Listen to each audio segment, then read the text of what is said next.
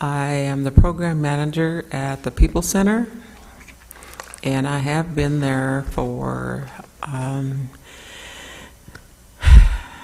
almost 14 years. I really enjoy my position there, my job working with the Salish, the Ponderay, and the Kootenai people. We have a travel museum, and we have a gift shop, and we also hold cultural classes throughout the year.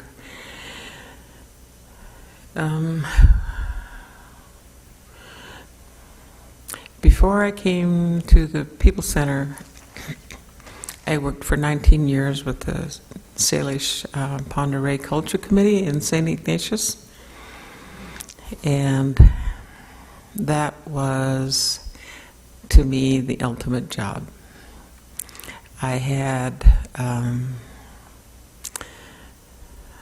guess, free rein to do different things involving the culture, the lifestyles, and the preservation of our culture. At that time, my mother was in charge of the camp up at Valley Creek, and Clarence Woodcock, who was my supervisor, said I could take the whole summer off and work the camp, which to me that was great. Working, I guess, promoting the culture with the help of the culture committee, and also being able to work side by side with my mom. That was great. We would go up, move up there in the Memorial Day weekend, and we would just be there the whole summer.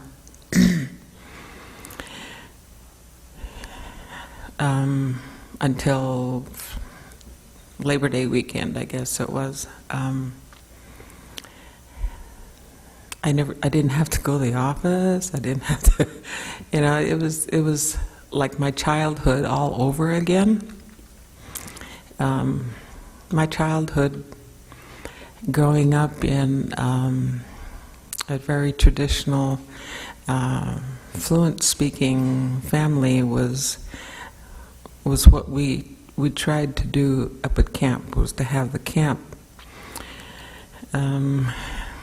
like it was in a traditional camp. You get up in the morning, there's language. The language is spoken all day long. Activities, projects, whatever you're working on. That was my childhood. When I was born in Arlee, not in a hospital. I was born at home. I was the last of 14. And I always tell people that, okay, when they had me, they finally had the perfect child, so they quit. No. And I guess I have enjoyed being the youngest of the family, because everybody looks out for me, even today. My older brothers, my sister. There's 5 of us living now of the 14.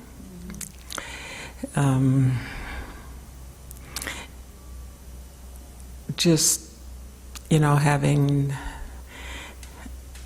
living a traditional life, practicing the language, the culture, everything every day was rewarding for me, and it gave me a lot of, a lot of experiences and that I still use today. a lot of lessons that I grew up with. I tried to pass down to my 3 daughters. I have 3 daughters, 6 grandkids, and 3 great-grandkids. I don't see them all the time, but they grew up at camp. My daughters, they grew up at camp too, just being with my mom and my brothers, and they learned a lot. Just, I was thankful for that they were able to participate in whatever was going on at camp, getting up at sunrise and taking a bath in the creek, and all that. That's still with my daughters to this day. Having good thoughts, good memories.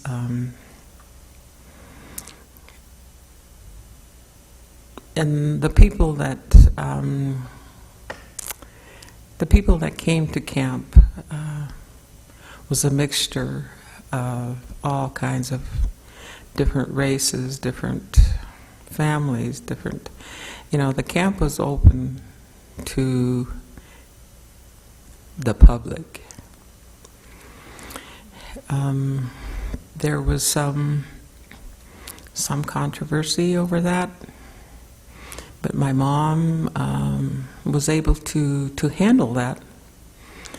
She said, whoever takes the time to come to the camp and to listen to me, to listen to this old lady, she goes, they are welcome. She goes, whatever I am offering as far as culture, language, traditions, lifestyle, she goes, this isn't private. It's out there already. What I'm doing is enhancing that, teaching. If people want to know more about one specific thing in my life, she goes, I'm open to it. And I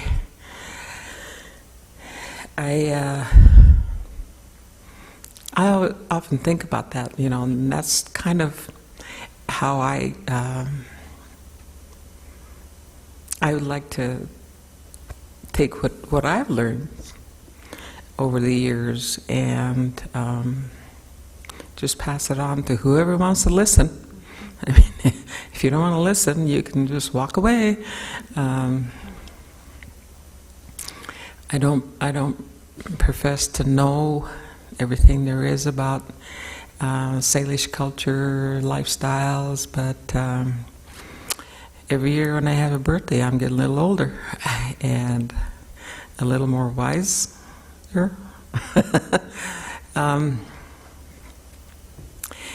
We do teach classes, culture classes at the People Center, and from one of the classes that we have, it started out as a craft class for someone wanting to learn how to bead, and from that the name kind of changed because the same ladies, there's about 10 of them, the same ladies come every Thursday, and now it's called the Beading Circle. And it's not necessarily just beading, it's outfit making, it's whatever, between probably half of the class and the staff at the People Center were able to I guess teach quite a few different techniques. Or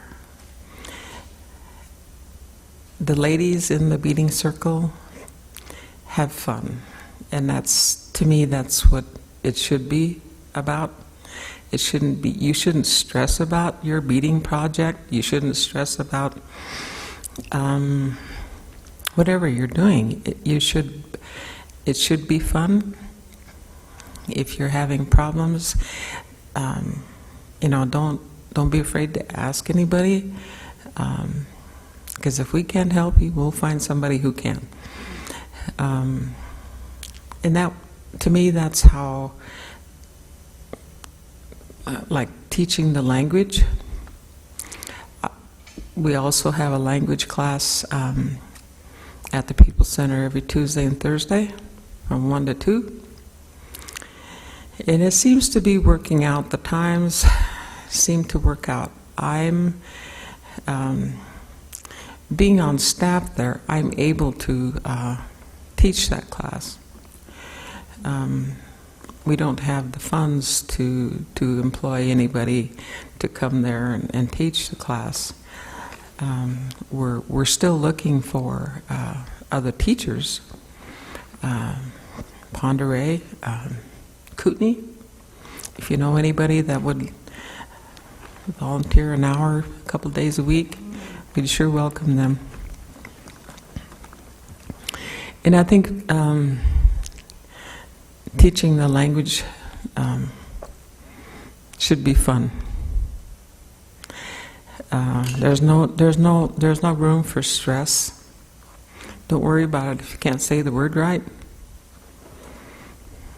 Just be persistent, and like I say, if the more you say it, the better you're going to get at pronouncing a lot of words. But if you don't get it, don't stress about it.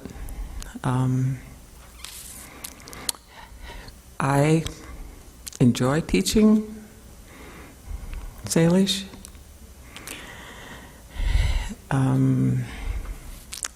I was fortunate enough to be raised with the language in my home. But, over the years I've found that when you start teaching the language, there's a lot of words that you forget because you don't use them every day. Who do you talk to? And I have nothing but high respect for the students that take the language and stay with it, because it's where can you go other than a class to hear the language? When I grew up, it was the first thing I heard in the morning till the last thing I heard at night. And there's so many different ways of teaching. And the way I see it, if a person is making any kind of headway, if it's recorded, if some person is writing it down, more power to them. If someone is learning the prayers, learning the total immersion, that's fine. I just really applaud all the Salish teachers, the Ponderay and the Kootenai, because our language is being challenged right now. I'm not going to say it's lost, because it's not lost. It's there. You just have to pick it up. Pick it up and be proud that you know a few words. Get to know the alphabet so you can read these books. Any part of language learning is very important. And the teachers that we have, very patient, very giving. Those are the kind of people that that's the kind of person I want to be. Someone who's giving, somebody who's, if you know anything about the culture, that's fine. I remember a lot of the recordings that we did at the Culture Committee in the 70s when the Culture Committee first became. Those elders are all gone now, but those recordings aren't. Those recordings are down at the Culture Committee. And so much history, kinship, language, anything you wanted to learn about or to hear about was at one time talked about in those recordings. And I just, I hope that, I call it the big book. I don't know what they call it, but it's been a long time in the process. I hope that all the information that I was instrumental in recording and translating will be available to the tribal membership soon.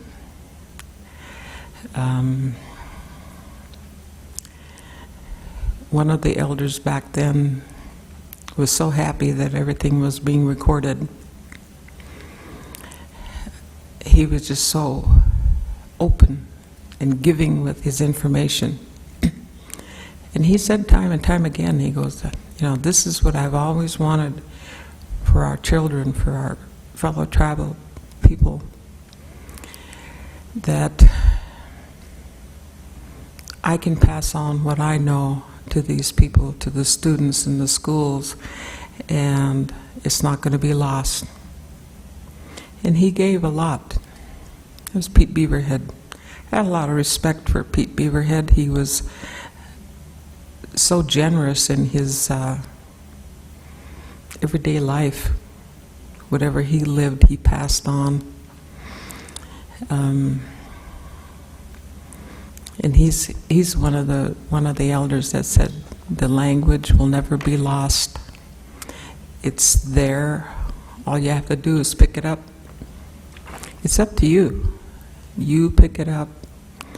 You take the time, make time to learn what you can. That's what my three daughters, they learned the language from my mom, I guess more so than from me, because they spent a lot of time with her. And then she spoke to them in Salish every day. Up at camp, different people would camp, for the whole summer, a couple of weeks, or the weekend. Language was spoken freely. I guess freely is not a good word, but you heard it all the time. Now you have to go to class to hear the language, or buy a tape, or and I remember growing up as a child, if we went to the post office or to the grocery store, there was people in there conversing in the language all the time. That was kind of, the grocery store, Demers Mercantile was a place for the local people to just kind of hang out and visit with their neighbors as they came in the store. And it was all in the Salish language. It was, I just wish part of that could be, like for the students that take language, and I wish they could experience that, because the more you hear it from different speakers, the more you're going to learn.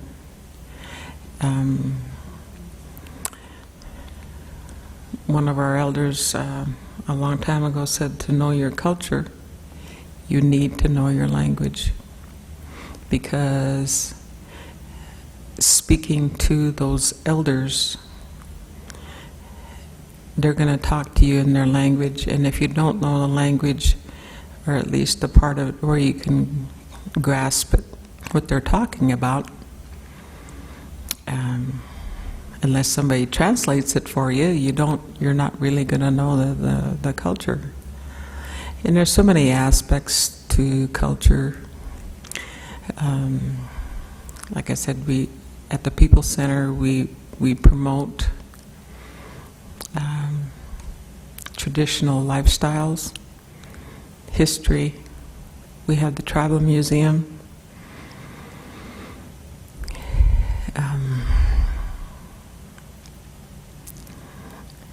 I guess when you can talk about something that you like, it's like having your job. If you like your job, you're going to do good. If you're able to talk about something that is good in your heart, in your mind, it makes you feel good. I enjoy my job. I enjoy teaching. And if there's anything I can pass on to anyone, all I have to do is ask.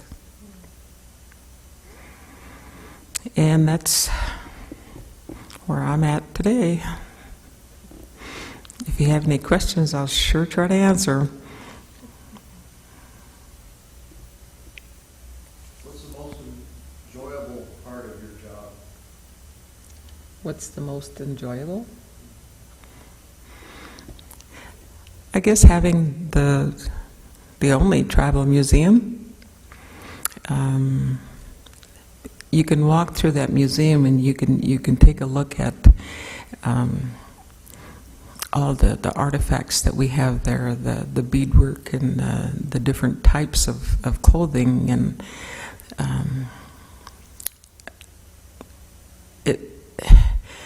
you can almost, I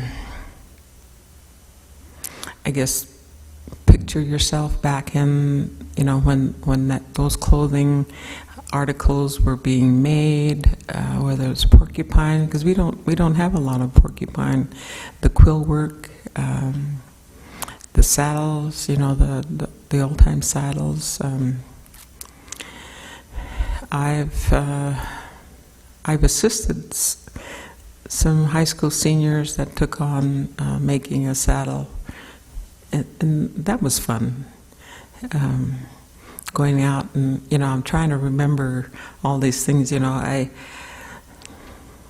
lot of stuff that my mom taught me, I didn't really pay too much attention to because I figured out she's going to be around forever, and I should have been taking notes, recording her or something, and once people, Jennifer Tarosian asked me to help her with, when she was a senior, with making a saddle.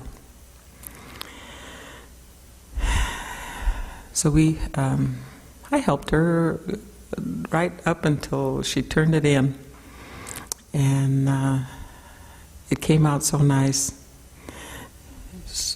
And she still remembers to this day how to do it, so that's good. From the hide, tanning the hide, we did an elk hide and got the cottonwood, and there was a lot of, we got to start over, But we ended up with the end product was a saddle that was covered with rawhide, and that was good. That was the first time I'd done it by myself, and I think, having those kind of classes at the People Center, those make me happy, just having the tribal museum there. There's so much history, and for all three tribes, there's just so much there. If where would all those articles of clothing be or go if we didn't have a tribal museum?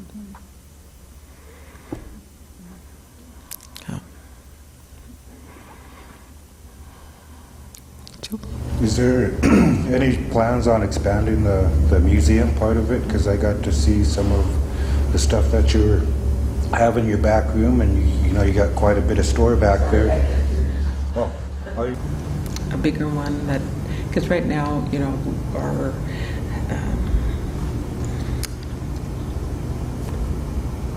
the you know, monitoring the humidity and taking care of all of that. You know, sometimes our equipment works and sometimes it don't. That's one of the big things that we're talking to the council about. So I'm hoping that we will get a bigger repository and a bigger part of the museum. I know they spent several thousand, $100,000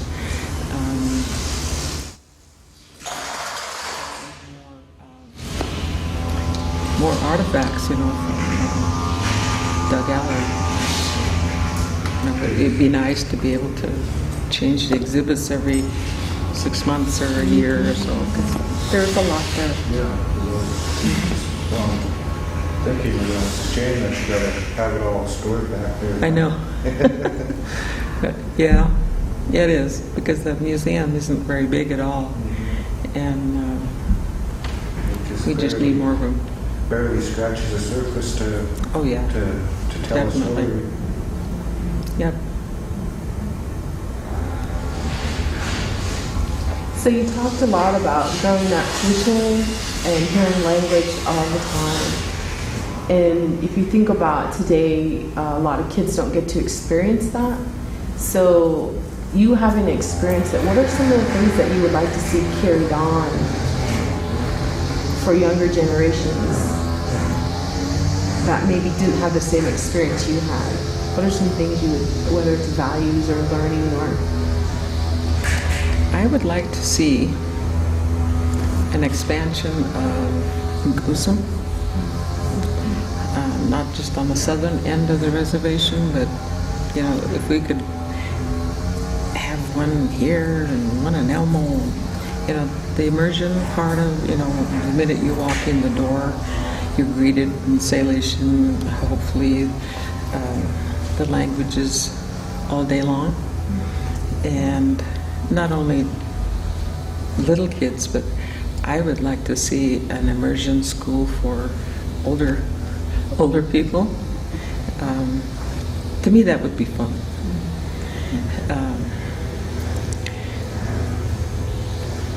And I'm not sure how that would be. The closest thing I guess that I can think of is like a camp. I know the college goes up for a week in June, and I think more language should be, you know, besides the different projects that they do. I think language should be a high priority for everyone, and having the immersion. Like at the office, you know, we greet each other in 2 languages. Resquext and Kisut Wishnam. So, and we've always threatened, okay, we're going to do some more. But, you know, the phone starts ringing and you don't get around to it. We'd like to dedicate maybe an hour first thing in the morning to go over Salish in both, you know, Salish and Kootenai. I think it's something that's, you can say this is my uniqueness. If you can say I know this, and this, you know, in Salish, you're unique. You're not like Joe Blow next door, you know, you have another language. And I think that's, you need to be proud of where you came from. And if it's knowing your history, knowing your language, knowing the dancing, the drumming, the singing, I just really envy people who can sing. Linda is one of them. I can't sing worth a, and that's And I find that strange because my mom and dad were both singers. My dad sang at powwows. He was a drummer. I know he showed us how to make drums and all this other, the flute. I can make a flute. I can't carry a tune. I mean, my brothers and my sister can, but I don't know. I just got left out on that part of it, I guess. I can follow along singing, whether it's a war dance song or, you know, a hymn, but I can't sing, and that's bad. I don't know the difference between different songs. And my dad and my mom sang all the time. Whenever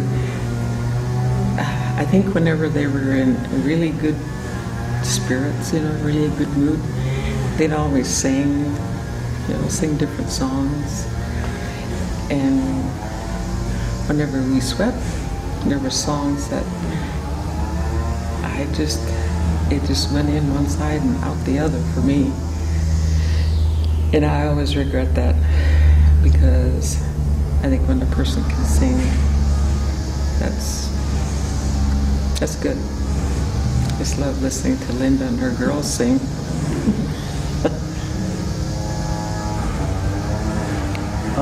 What are some concerns that maybe you would have regarding like the youth and as far as their cultural values or their morals that you see have changed over the years? Can you talk about that a little bit? I can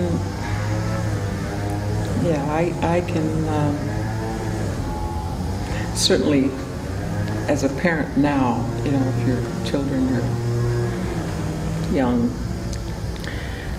I can certainly see the challenges that parents have now. There's so much, the lifestyles, I guess, of people have changed so much. You know, you're exposed, children go to school and they're exposed to different things that you have no control over as a parent, because you can't be with them 24/7. I guess communication is one of the things that I've always tried to stress with my girls and my granddaughters. They have to trust you, you have to trust them, and you have to communicate with them in all aspects of their school, their friends, and participating in cultural activities, giving them something to look forward to giving them something to do, not just going to a powwow, but participating in the powwow, dancing, drumming, singing, or just watching. You know, I danced as a child until probably when I graduated from high school and cut my hair and the whole 9 yards. Someday I'll probably get back to it. I don't know. But growing up, when I got on that bus, it was a completely different environment, completely different atmosphere, and I imagine it's the same way now. These young children going to a public school and having to, you have to step away from the way you were brought up, just to be in the public school. I know when I got on that bus and everything changed for 6 hours. Everything was different. You learned how to read, you learned how to write, you learned history, this, that. You take that and you store it But then when you get on that bus and you get off, I was going into a completely different lifestyle than it was at school. That was the happiest time of my life, getting off that bus and going home. Going home to, you know, we had set rules, we had set things to do. Some kids will call them chores. We didn't think of them as chores because we had to do this every day. I mean, we didn't get an allowance, we didn't get paid to do this or that, you know.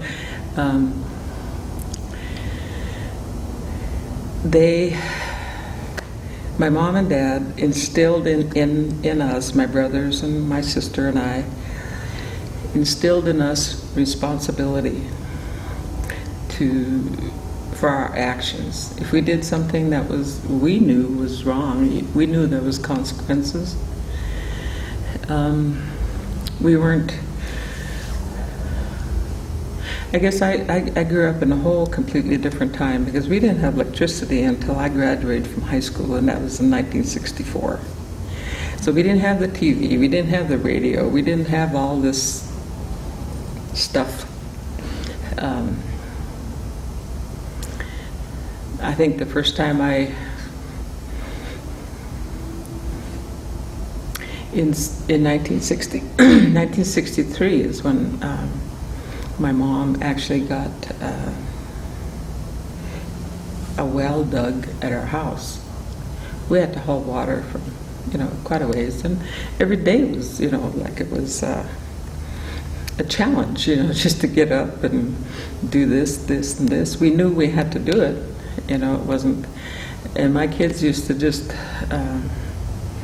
you know, whose turn is it to do the dishes? Whose turn is it to do this? You know, we weren't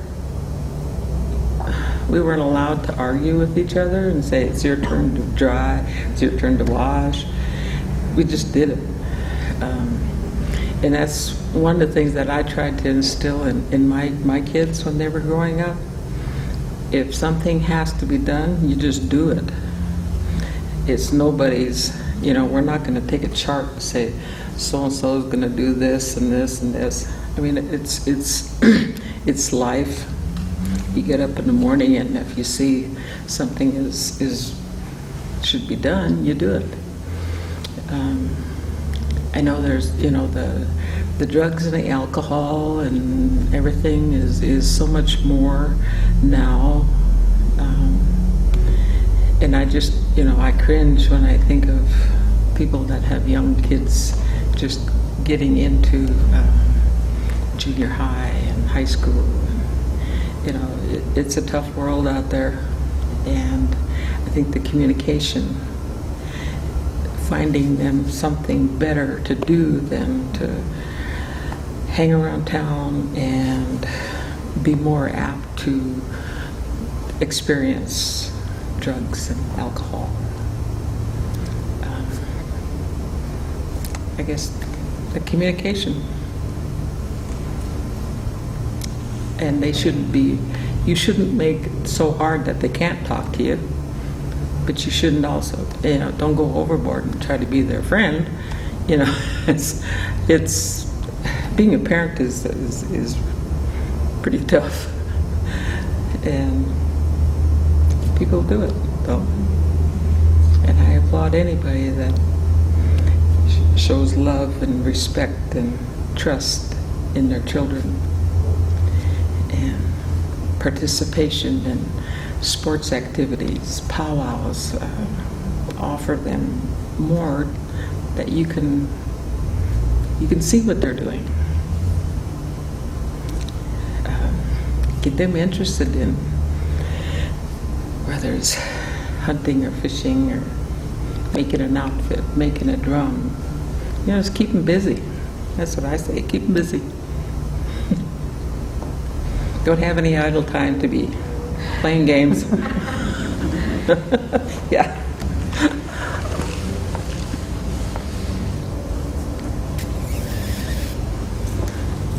When's the Camas? Huh? When are you doing Camas at the People's Center? Camas, We seen a picture in the paper last week that the canvas is not in bloom yet, but partly in bloom in Lolo Hot Springs. We were there once before, and because there's so much there, we want to go back. We'll probably dig the camas.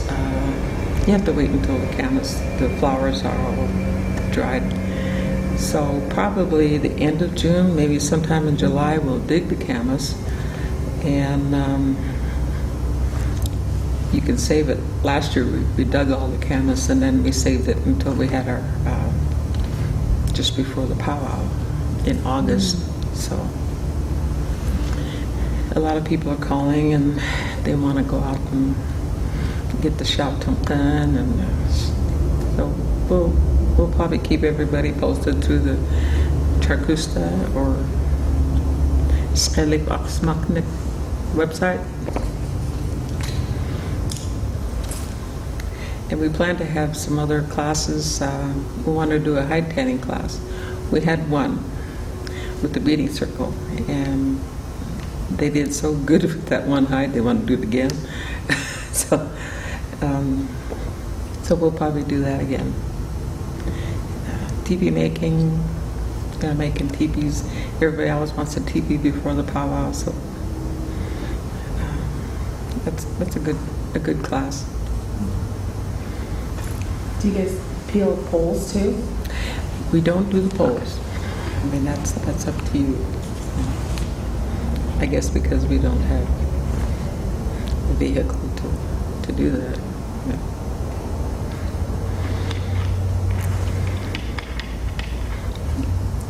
An example of one of the things of taking on a responsibility of something is when I learned how to sew teepees from my mom.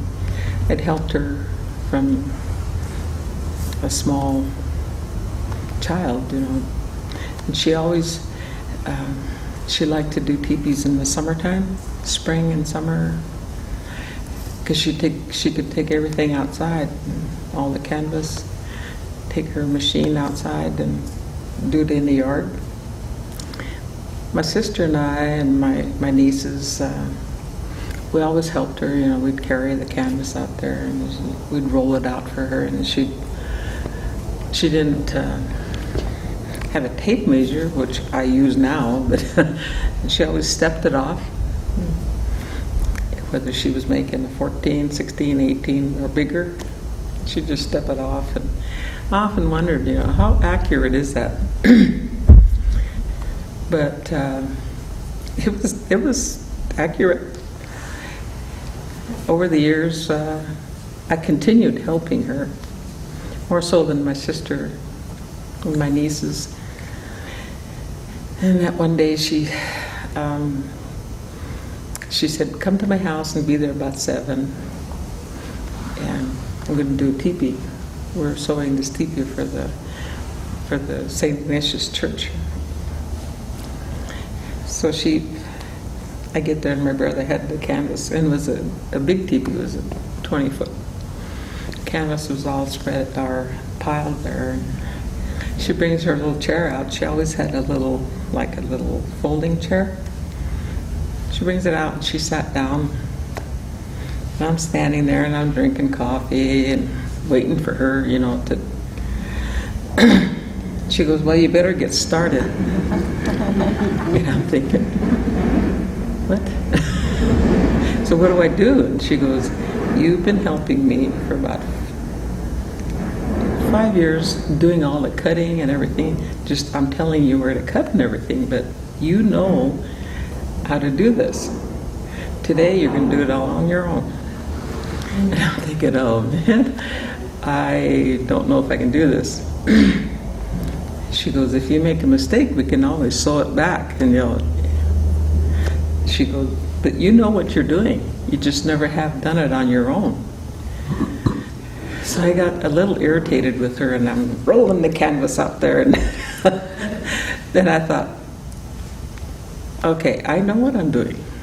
I can roll it out, I can step it off, I can cut it, and it's all going to come together. And when I got it all rolled out, basted it, and I sat down to have a cup of coffee and a cigarette with her, she goes, "See, you know what you're doing. You weren't willing to say I can make a teepee." So that was her way of pushing me into doing it all by myself. And we make teepees all the time. So I'm thankful that she forced me into by myself. But that's kind of how they did a lot of things, and back in the day, they showed you how to do it and maybe assisted you, but then at the very end, you did it on your own. Just like anything, slicing meat, how to take care of game, all that. It was. I guess I wouldn't trade my childhood for anything. I learned a lot. Questions?